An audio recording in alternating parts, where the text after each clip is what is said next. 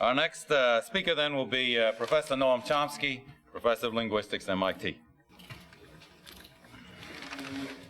I'll be very brief. I think that anyone with eyes and ears is aware of the nature of the American war in Vietnam, and that there's consequently very little that has to be said about it. The fact of the matter is that since 1954, the United States has refused to honor its commitment at Geneva to allow the problems of Vietnam to be settled by the Vietnamese people themselves.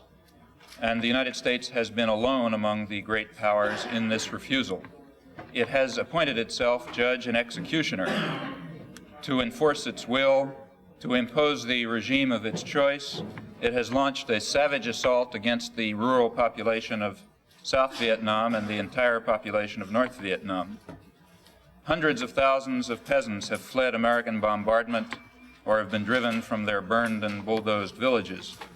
Vietnamese society has been shattered. The land has been devastated. The human cost is entirely beyond measure. Daily, the undeclared war against North Vietnam reaches new levels of barbarism.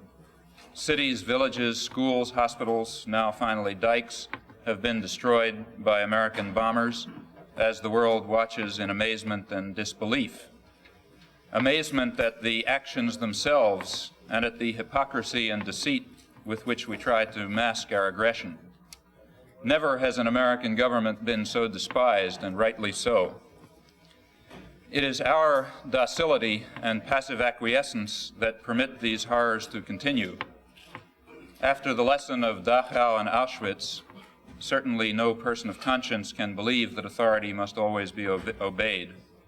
There comes a time when a person simply must say enough. An American citizen must ask himself whether he will continue to take part in the annihilation of the Vietnamese people. Those who are refusing to serve in Vietnam are at the forefront of the struggle to salvage what remains of American honor. Their refusal is an act of courage and an act of high principle. And I think we must do everything we can to ensure that it also becomes a politically effective act, an act that will help to bring to a close this disgraceful chapter in American history.